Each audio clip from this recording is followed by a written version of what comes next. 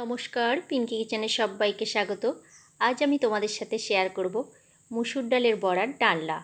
আগে থেকে আমি মুসুর ডালকে ভিজিয়ে রেখে দিয়েছিলাম। সেই মুসুর ডালটাকে বেটে নিচ্ছি। বেটে একটা বাটির মধ্যে নিয়ে নিয়েছি। মুসুর ডালটা আমার একটু পাতলা হয়ে গেছে, শিলে বাটলে একটু টান টান হয়। মিক্সির মধ্যে মিক্সিটা ঘুরছিল না বলে সামান্য পরিমাণে একটু জল দিতে এটা পাতলা হয়ে গেছে। তোমরা একটু দেখে শুনে এটা বাটবে। দিয়ে দিচ্ছি তার মধ্যে হাফ চামচ মতো হলুদের গুঁড়ো, আর দিয়ে দিলাম হাফ চামচ লঙ্কার গুঁড়ো, স্বাদ মতো নুন, আর একটা ছোট সাইজের পেঁয়াজকে কুচি করে রেখেছিলাম, সেই পেঁয়াজ কুচিটা এর মধ্যে দিয়ে দিলাম।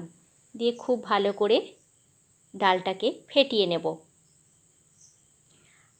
আর একদিকে একটা কড়াই বসিয়ে দিয়েছি। কড়াইয়ের মধ্যে দিয়ে দিলাম বেশ কিছুটা পরিমাণে সরিষার তেল।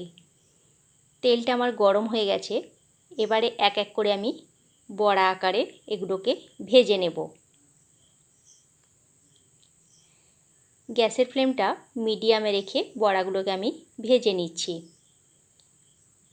এক পিঠ হয়ে গেছে, আর এক পিঠ আমি উল্টে দিচ্ছি। খুব সাবধানে আস্তে আস্তে উল্টোতে হবে, তাড়াহুড়ো করা চলবে না, তাহলে কড়ার মধ্যে লেগে যেতে পারে। এইভাবে সমস্ত বড়াগুলোকে আমি এক এক করে ভেজে নেব। তারপরে তোমাদেরকে আমি সবার শেষে দেখিয়ে দিচ্ছি।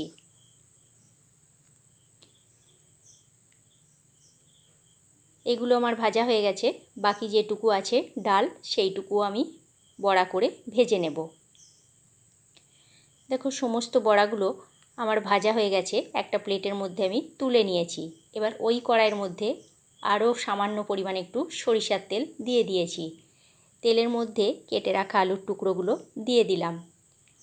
আলুগুলো দিয়ে সামান্য পরিমাণে একটু হলুদ দিয়ে ভেজে নিচ্ছি।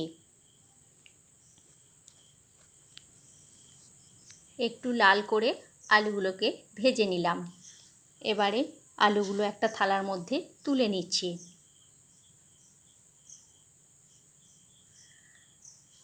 আলুগুলো একটা থালার মধ্যে তুলে নিয়ে এবার ওই কড়াইয়ের মধ্যে আরও 2 চামচ মতো সরিষার তেল দিয়ে দিলাম। তেলের মধ্যে দিয়ে দিলাম গোটা গরম মশলা, একটু জিরে, একটি তেজপাতা আর একটি শুকনো লঙ্কা। ফোড়নটা কয়েক সেকেন্ডের জন্য নাড়াচাড়া করে ভেজে নিয়ে তার মধ্যে দিয়ে দিলাম একটা মিডিয়াম সাইজের পেঁয়াজ কুচি।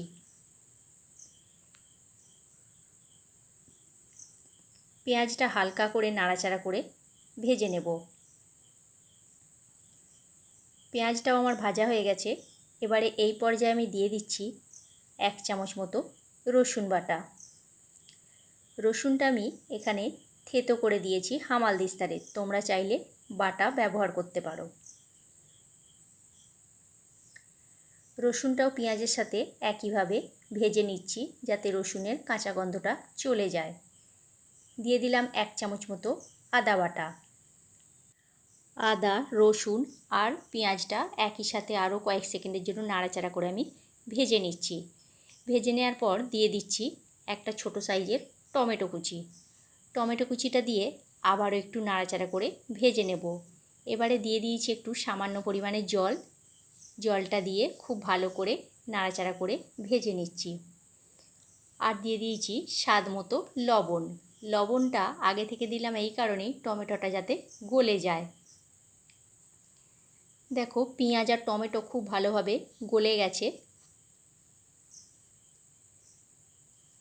এবারে এক এক করে সমস্ত উপকরণ আমি দিয়ে দিচ্ছি। দিয়ে দিলাম এখানে হাফ চামচ মতো হলুদের গুঁড়ো, হাফ চামচ ধনে গুঁড়ো, হাফ চামচ জিরে গুঁড়ো, দিয়ে দিলাম ঝালের জন্য লঙ্কার গুঁড়ো। এটা নিজস্ব স্বাদ মতো দেবে, যে যেমন ঝাল খাও সে তেমন ঝালটা দেবে।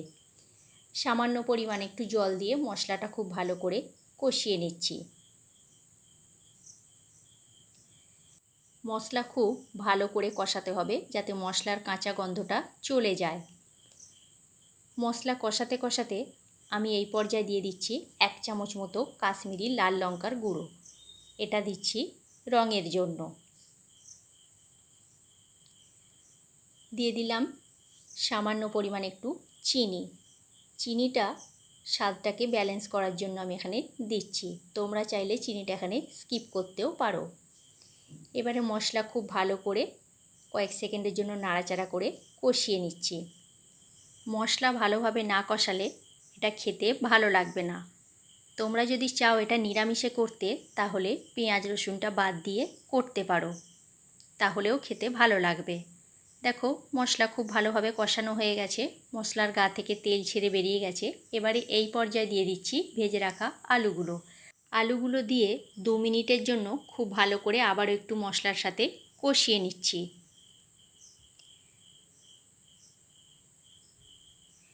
দেখো আলুর সাথে মশলা খুব ভালোভাবে আমার এখানে কষানো হয়ে গেছে। এবারে এই পর্যায়ে দিয়ে দিচ্ছি বেশ কিছুটা পরিমাণে জল। জলটা আমি একেবারেই দিচ্ছি।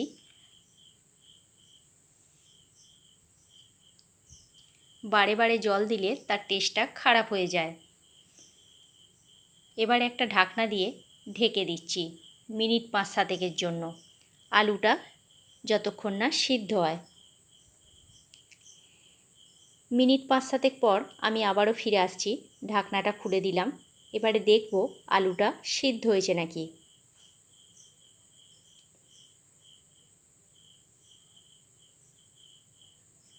আলু সিদ্ধ হয়ে গেছে। আলুগুলোকে খুন্তিতে করে একটু চেপে চেপে দিচ্ছি, তাহলে খেতে বেশি ভালো লাগবে। আলু সিদ্ধ হয়ে গেছে। এবারে এই পর্যায়ে দিয়ে দিচ্ছি ভেজে রাখা বড়াগুলো। বড়াগুলো দিয়ে বেশিক্ষণ ফোটানো যাবে না, তাহলে বড়াগুলো ভেঙে বা গলে যেতে পারে। বন্ধুরা, ভিডিওটি ভালো লেগে থাকলে আমার চ্যানেলটা সাবস্ক্রাইব করার অনুরোধ রইল।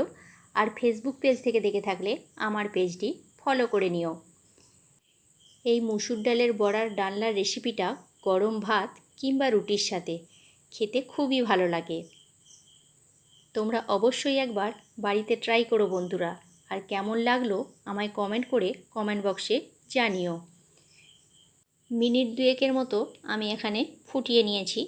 এবারে গ্যাসের ফ্লেমটা একবারে লোতে করে দিয়েছি। দিয়ে দিচ্ছি ওপর থেকে 1/2 চামচ মতো গরম মশলার গুঁড়ো।